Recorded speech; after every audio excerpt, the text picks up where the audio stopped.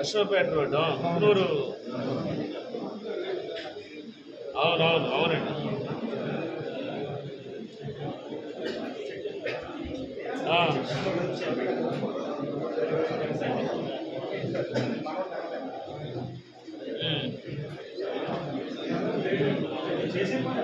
అలా కాదండి, ఇప్పుడు నా దగ్గరికి ఒక 1000 మంది వచ్చారు ధర్నాకి.